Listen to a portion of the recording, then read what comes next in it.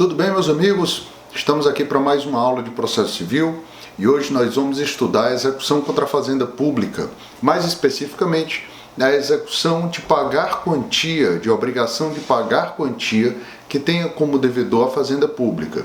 Isso porque, já numa primeira informação importante, nas execuções em que a prestação seja o fazer, o não fazer ou a entrega de uma coisa, nós vamos seguir as regras gerais da execução, não haverá um procedimento específico. A especificação procedimental feita pelo Código e feita inclusive pela própria Constituição diz respeito às obrigações de pagar quantia em função de algumas especificidades que esse tipo de cobrança contra a fazenda pode gerar. Em primeiro lugar, nós temos aí a impenhorabilidade dos bens públicos, que já impede a utilização da principal ferramenta executória, do principal meio executório utilizado na execução movida contra particulares, que é a penhora e expropriação de bens. Por outro lado, nós temos que garantir ao ente devedor uma previsibilidade, uma organização para que ele possa gerir o seu orçamento, para que ele possa ter uma previsibilidade. Imagine um ente devedor que tem uma série de sentenças proferidas contra si e que venham todas simultaneamente num determinado período, extrapolando em muito aquela previsão orçamentária que tinha sido destacada para o pagamento de condenações. Isso ia desequilibrar totalmente as contas do ente, comprometendo áreas até mais sensíveis como segurança, saúde. Então isso permite ao ente se programar, saber quanto vai vir para o ano seguinte.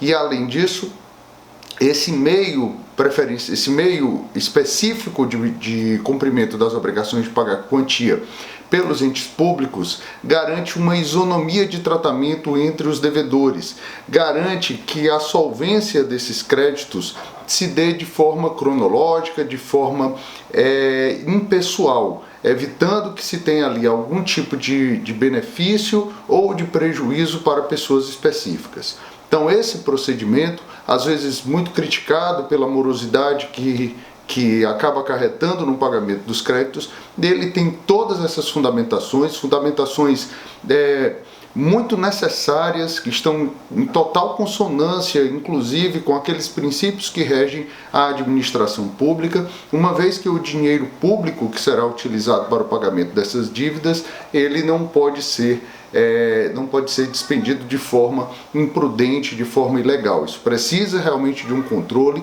para garantir que seja feito tudo da melhor forma possível. Tá certo?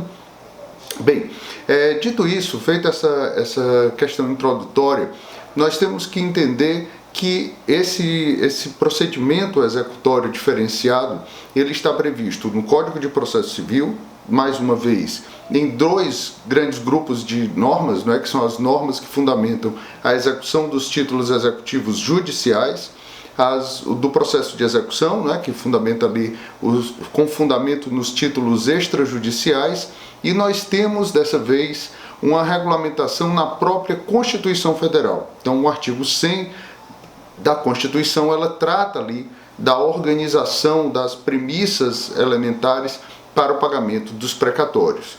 Então nós temos que fazer essa análise de base constitucional, de base legal, e ainda nós temos uma resolução do CNJ que trata de uma série de elementos procedimentais na satisfação desse crédito.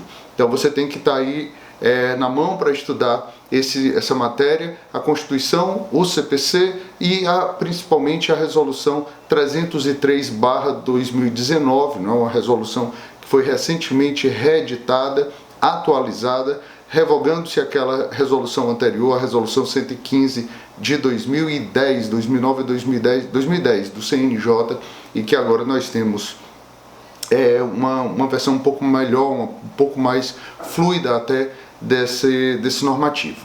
Mas vamos lá, alguns elementos iniciais que precisam ser tratados. Em primeiro lugar, quem é o ente devedor? Que situações vão atrair a incidência desse procedimento?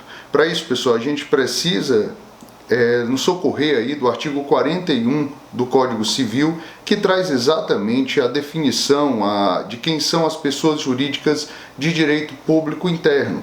E aí nós temos a administração direta, ou seja, União, Estados, Distrito Federal e municípios, e a administração indireta, que são as autarquias e as fundações autárquicas.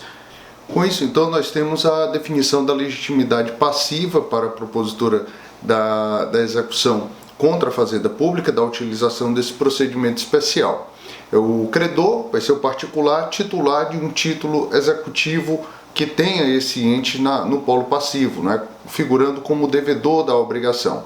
E aí, pessoal, nós vamos estudar, já vamos detalhar um pouco esses dois procedimentos, mas nós vamos ver que é muito similar, são muito parecidos as duas regras procedimentais que tratam tanto do título judicial quanto do título extrajudicial. Uma outra questão interessante para ser lembrada ainda no começo da nossa aula é que existe um prazo prescricional para a propositura da execução. Nós temos a pretensão cognitiva provavelmente já exercida, já que nós vamos ter um título executivo judicial ou mesmo um título extrajudicial, e você vai ter aquela pretensão já inicialmente manifestada na via executória. Seja qual for a natureza do título, vai ser possível a propositura da execução, respeitando-se esse prazo, que é um prazo quinquenal. Você vai ter então 5 anos para promover essa execução. Isso tem mais uma vez uma regulamentação legal. Dessa vez a gente vai se socorrer ao decreto 20.910 de 1932. Isso mesmo, pessoal. Nós vamos lá em 32, nesse decreto recepcionado pela Constituição, em que se reconhece a prescrição em 5 anos contados da data do ato do qual se origina aquela obrigação. E a súmula 150 do STF, ela vem e destaca que prescreve a execução no mesmo prazo de prescrição da ação. Então é preciso ficar atento a esse prazo prescricional para que você não tenha nenhum problema, não dê aso ali a essa defesa da fazenda pública, uma defesa que vai ser admitida da prescrição. Observem que a gente vai ter a prescrição para a propositura da ação, né, no caso de um direito já não reconhecido em um título extrajudicial. Isso provavelmente já foi superado na fase de conhecimento, mas nós temos um novo cômputo de prazo prescricional a contar do trânsito em julgado da decisão, o último ato do processo, que vai reiniciar a contagem desse prazo. Daí entra a súmula 150 do STF. Então tem que ter muito cuidado para não perder esse prazo prescricional. Proposta a ação, seja a petição inicial do processo de execução, seja o requerimento de cumprimento de sentença do cumprimento de sentença nos títulos judiciais, você então inicia esse processo. E já a gente vai falar de algumas regras, mas antes eu queria mais uma abordagem genérica de um assunto muito importante e que levanta bastante discussão nos casos práticos, que são os honorários advocatícios. Aqui, pessoal, nós vamos ter uma regra um pouco diferente daquela que funciona na ação de execução particular. Por quê? Porque aqui a fazenda pública só vai, em regra, só vai pagar honorários se ela causar alguma resistência a mais do que a que seja estritamente necessária à execução. Isso porque nas execuções contra a fazenda pública não é dada à fazenda pública a opção de pagar. Ela não pode escolher pagar. Ela tem que se submeter ao rito de precatórios. Então, mesmo que a procuradoria daquele ente, do município, do estado, chegue para o prefeito, para o governador e diga: olha, avaliando bem aqui, essa decisão judicial realmente a gente deve, isso ocorreu um erro, o valor é devido, vamos pagar. Não pode. Fazenda pública ela tem que aguardar a provocação da via executória para que então só ali dentro do processo, respeitando o procedimento executório dos precatórios ou da requisição de pequeno valor, é que aquele valor vai ser entregue ao credor. Isso então, quando a fazenda pública é comunicada, citada ou intimada, ela só vai ter duas opções: se defender ou ficar inerte. Se ela concorda, basta ela ficar inerte. Nesse caso, não dá para imputar à fazenda pública nenhum tipo de resistência trazendo um trabalho extra ao credor, não é? Dando causa àquela demanda executória. Por isso, em regra, ela não vai ser condenada em honorários advocatícios, ela não vai ser obrigada a pagar os honorários, só se ela embargar ou impugnar aquela execução. Então, se ela se defende, aí sim ela traz uma discussão. Se ela simplesmente fica inerte, não haverá honorários advocatícios. Tá certo? Vamos dar aqui uma olhada no Código, no artigo 85, parágrafo 7º, que é o que traz essa regra expressa. Não serão devidos honorários no cumprimento de sentença contra a fazenda pública que enseja expedição de precatório, desde que não tenha sido impugnada. Aqui nós percebemos a regra expressa para o cumprimento de sentença, e na Lei 94/94 de 97, você tem aí no artigo 1º-D que não serão devidos honorários na fazenda pública nas execuções não embargadas. Essas duas normas juntas, né, mostram aí essa regra para os honorários, seja no processo de execução, seja na impugnação ao cumprimento de sentença.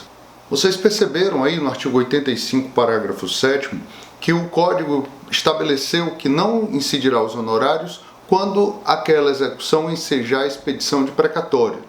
Se eu tenho a expedição de requisição de pequeno valor, se o caso se enquadra naquela definição de pequeno valor, essa regra de honorários não se aplica. Ou seja, o juiz vai sim, mesmo sem a resistência inicial da fazenda pública, vai fixar honorários. O que é que a fazenda pública pode fazer então para não ser obrigada a pagar esses honorários? Ela pode fazer o que se chama de execução invertida. Então, logo que sai a condenação, transitado em julgado, como a gente bem sabe, a fazenda pública pode apresentar a memória de cálculo, levar o processo onde teve a condenação, e não havendo nenhum tipo de impugnação por parte daquele devedor, aquela execução vai se extinguir, né? Vai ser ofertado o pagamento sem a incidência de honorários advocatícios. Destacar que nesse caso, se o crédito originalmente se enquadrava no âmbito do precatório e por renúncia de parte da obrigação é que ele vai para o RPV,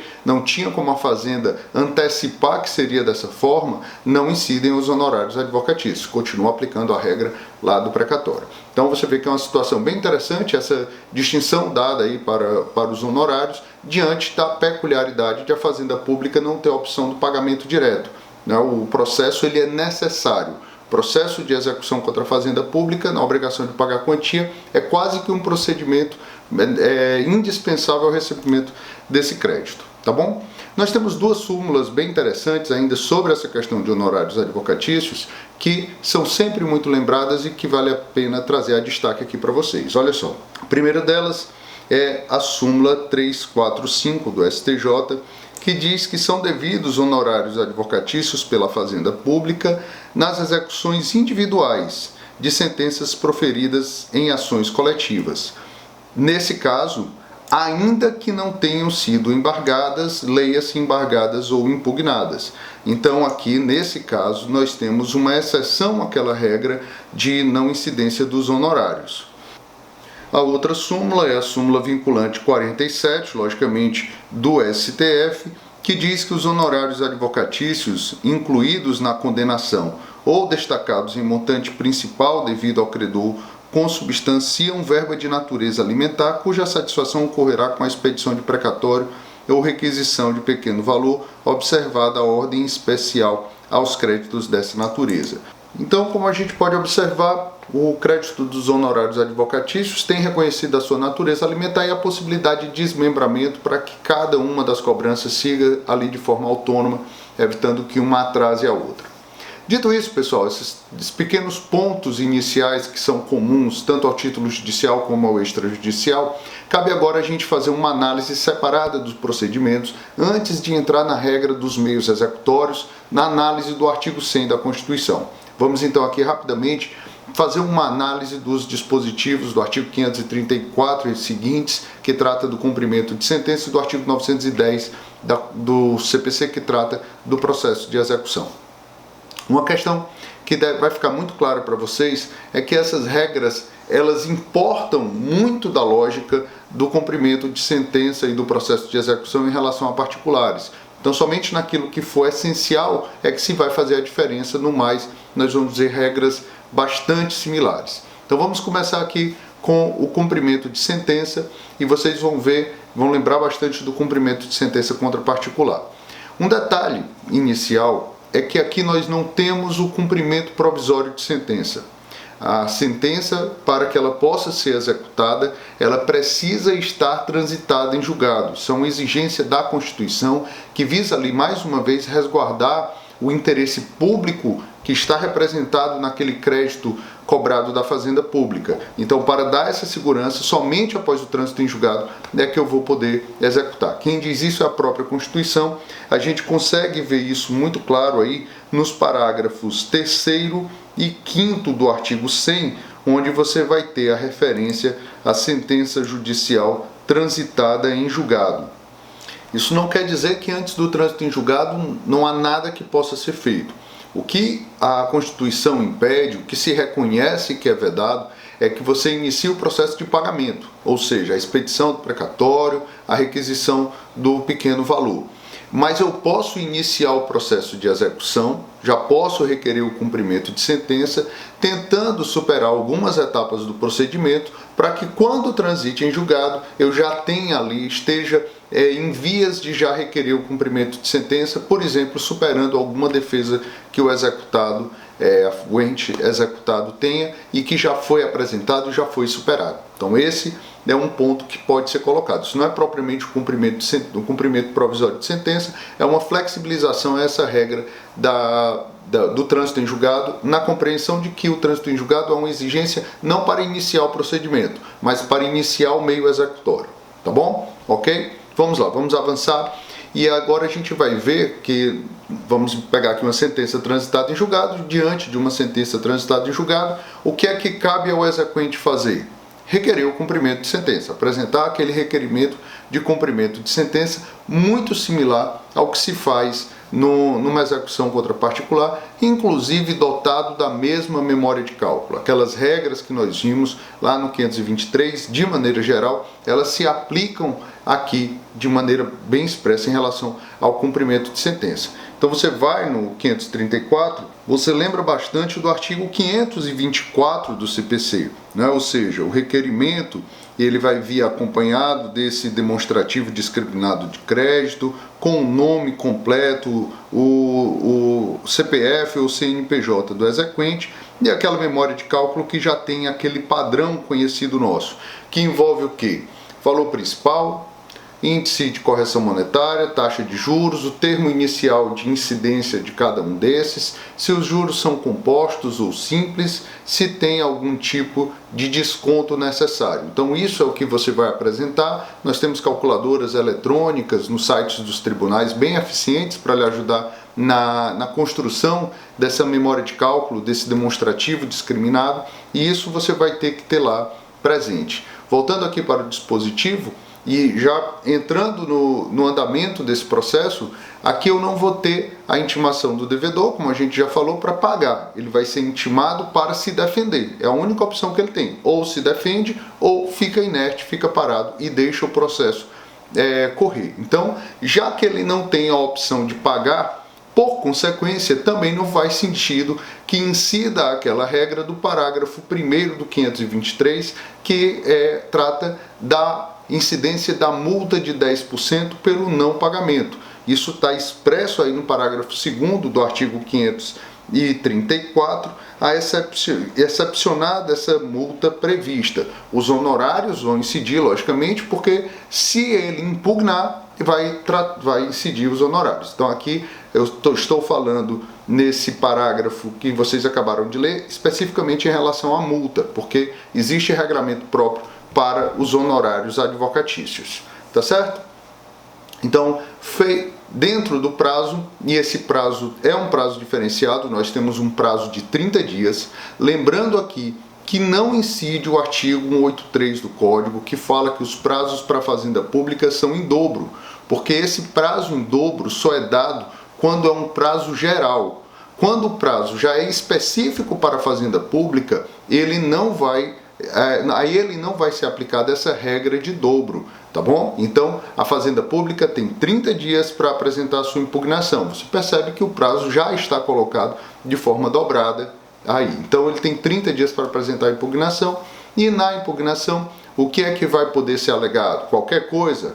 É uma impugnação irrestrita, né, de fundamentação livre? Não. Nós temos também aqui uma defesa de fundamentação vinculada, E parece muito com aquela regra do 525, parágrafo 1º, do artigo 525, parágrafo 1º. A única diferença que nós vamos ter, por óbvio, é que não vai haver previsão de vícios, alegação, na possibilidade de alegação de vícios na penhora ou na arrematação, porque nós não temos penhora e arrematação de bens aqui. Aqui nós temos um procedimento diferenciado.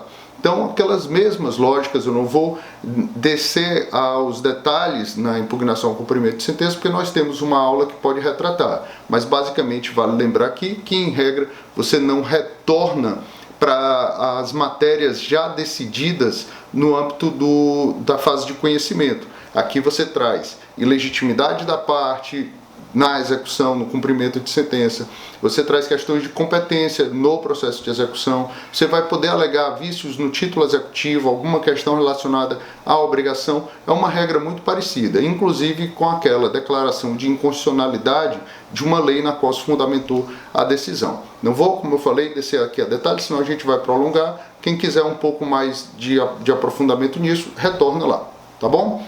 Continuando, o parágrafo 3º vai trazer então as regras para o caso de ausência de impugnação. Não impugnada a execução ou rejeitadas as arguições da executada. 1. Expediciar por intermédio do presidente do tribunal precatório em favor do exequente, observando-se o disposto na Constituição Federal ou, por ordem do juiz, dirigida à autoridade na pessoa de quem o ente público foi citado para o processo, o pagamento de obrigação de pequeno valor no prazo de 2 meses contados da entrega da requisição, mediante depósito na agência de banco oficial mais próxima da residência do exequente. Então nós temos aí os dois caminhos, né? Isso vale bastante, depender do valor, se é precatório ou RPV, vai para o tribunal ou vai direto ali à ordem. Passando então para o processo de execução, o artigo 910, ele traz aí muito sucintamente esse procedimento, com a indicação clara de que nós vamos ter uma petição inicial, porque não tem um processo sincrético, não há uma fase de conhecimento. Nós vamos ter uma citação e não uma intimação, porque vai ser a primeira comunicação processual do executado, mas ele terá igualmente 30 dias para sua defesa, que no caso serão os embargos à execução. E aí, esses embargos vão ter uma amplitude um pouco maior do que aquela que a gente tratou na impugnação ao cumprimento de sentença. Uma regra de defesa mais ampla para os embargos à execução, porque nesse caso, como pode ser observado no parágrafo 2º do 910, diz que a Fazenda Pública poderá alegar qualquer matéria que lhe seria lícito deduzir como defesa no processo de conhecimento. Pessoal, essa questão colocada dessa forma bem ampla traz a lógica de que nos embargos à execução contra a Fazenda Pública nós não teríamos uma defesa do executado de fundamentação vinculada. A fundamentação estaria livre. E isso, para alguns, é uma distinção, uma característica diferenciada da defesa do executado no processo de execução, se bem que na prática os embargos à execução já têm esse rol de matérias que podem ser alegadas mais amplo do que na impugnação ao cumprimento de sentença, diante da ausência de um processo de conhecimento anterior. Então não é bem propriamente uma novidade, tá certo? Uma questão interessante é que agora não há mais dúvida de que é possível mover uma execução, um processo de execução fundado em título extrajudicial, mas isso levantava uma dúvida, e aqui merece a gente fazer esse destaque para que se possa interpretar o artigo 100 da maneira correta. Porque o artigo 100, colocando aqui na tela para vocês, ele fala aí dos pagamentos em virtude de sentença judiciária. E aí trazia a dúvida se eu não poderia utilizar um título extrajudicial. Ou seja, mesmo tendo um título extrajudicial, precisaria promover uma ação de conhecimento para ter uma sentença. Esse tipo de interpretação já foi logicamente superado e eu posso sim promover diretamente uma execução independente de uma fase de conhecimento. Por agora, era o que importava a gente dizer, e a gente continua nas próximas aulas estudando os meios executórios, precatório e RPV, tá bom? Nos encontramos em breve, pessoal.